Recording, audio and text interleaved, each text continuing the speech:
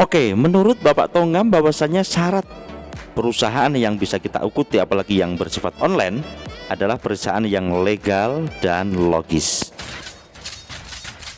Oke, pada kesempatan hari ini saya akan membahas ya, karena beliau pada akhir Juli kemarin memberitakan di Detik Finance bahwasanya ada beberapa entitas yang diblokir, tetapi ada entitas yang dinormalisasi dan salah satunya adalah Future Viewtech. Lalu bagaimana? Oke, simak sampai akhir. Assalamualaikum warahmatullahi wabarakatuh, VTuber semangat pagi, salam ekstrim. Terima kasih Anda masih stay tune bersama GSBV, saudaraku. Tentunya saya akan membawakan sebuah narasi atau sebuah berita yang penting buat Anda semuanya tentang hot viral yang terjadi pada saat ini. Oke, bagi Anda yang belum subscribe, silahkan tekan tombol subscribe dan loncengnya jangan lupa, serta like, share, dan komentar. Apapun komentar Anda akan menjadi sesuatu di dalam konten kami. Oke, seperti itu ya. Apa yang pengen saya bahas, salah satunya adalah tentang Bapak Tongam yang beliau memberikan sebuah pembelajaran kepada kita dan applause bersama-sama Ketua SBI kita. Beliau getol sekali untuk membahas tentang membabat tentang perkara sekarang pinjol, kemudian juga entitas-entitas lain terutama yang lagi getol-getolnya oleh SBI, oleh OJK adalah perkara pinjol ya. Nanti sesekali kita bahas juga masalah itu, tetapi kita langsung menuju kepada VTube ini ya. Pada saat ini ada beberapa orang atau kelompok yang melaporkan, seperti itu kabarnya ya, melaporkan manajemen kemudian konten kreator.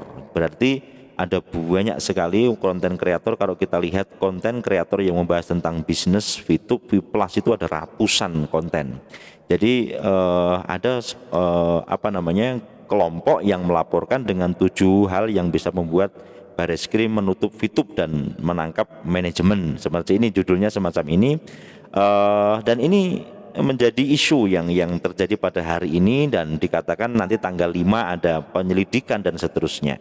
Dan Bareskrim dikabarkan sedang meneliti konten-konten kreator VTube dan Vplus. Berarti kan banyak sekali yang lihat, tetapi kriteria yang semacam apa yang dilaporkan saya belum ngecek secara pastinya seperti itu.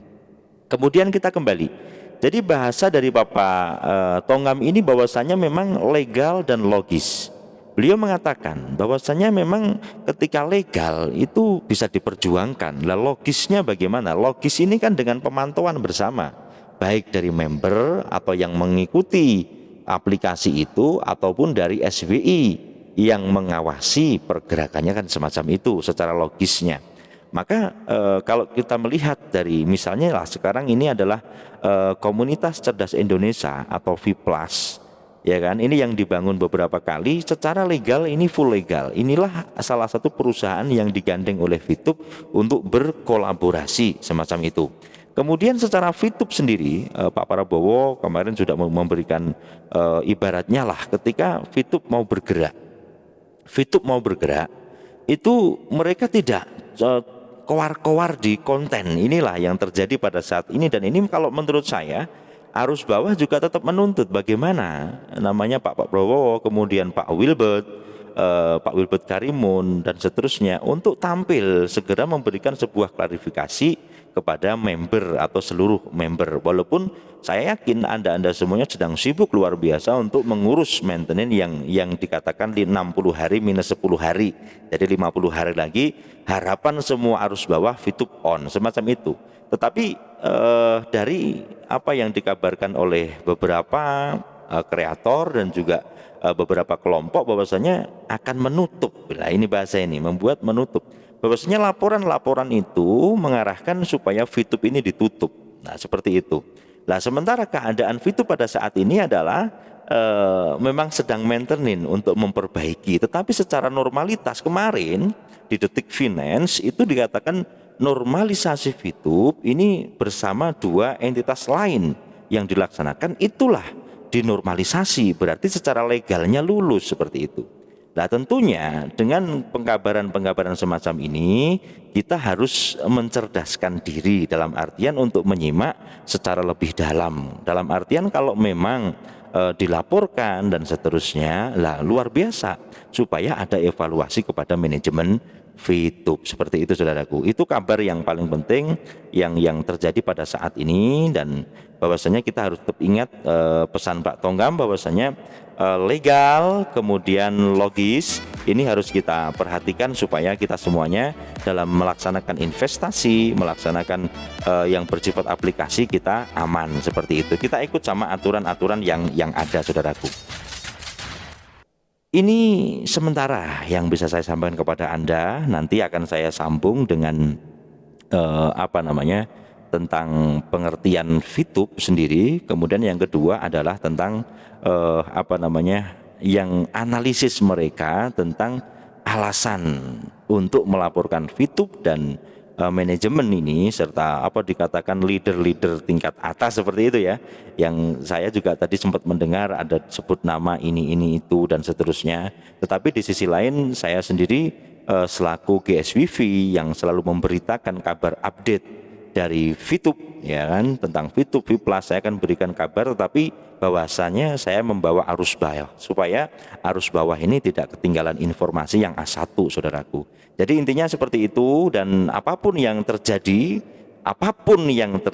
saya pikir itu yang terbaik. Maka ketika memang ada pelaporan tentang Fitub dan seterusnya, ya biarkan berjalan semacam apa, dan ini pastinya manajemen akan berbuat apa, nah nanti kita tunggu klarifikasi dari mereka. Harapan saya seperti itu, sehingga kami arus bawah beserta Anda semuanya pemirsa GSBV bisa melihat info ini secara valid gitu kan. Alangkah indahnya yang berbicara nanti ada Pak Prabowo nongol, kemudian Pak Wilbert nongol kembali, kemudian bahwasanya yang menjadi sebuah perbedaan pendapat. Kalau legalnya sih jelas, Fitub legal luar biasa. Dalam artian diceritakan dinormalisasi, kan kita ini sebagai informan atau yang memberikan informasi kan harus memberikan yang terbaik. Yang memberitakan adalah Detik Finance, yang berbicara adalah Pak Tonggam, dan tidak mungkin ini hoax ya. Kemudian di Instagram beliau, kemudian juga di WA-nya OJK, di webnya OJK, kita sering lihat di konten saya, dan semuanya real ya, kompresnya jelas seperti itu. Legal oke, tetapi yang menjadi logis ini ternyata ada beberapa pendapat. Ada pendapat yang dari dalam dan ada pendapat yang dari luar. Maka kita sendiri harus melihat secara nyata supaya apa? Nanti kita bisa memilih apakah nanti kita akan jalankan Fitub ini secara terus, ataukah kita akan berhenti, atau kita akan bagaimana.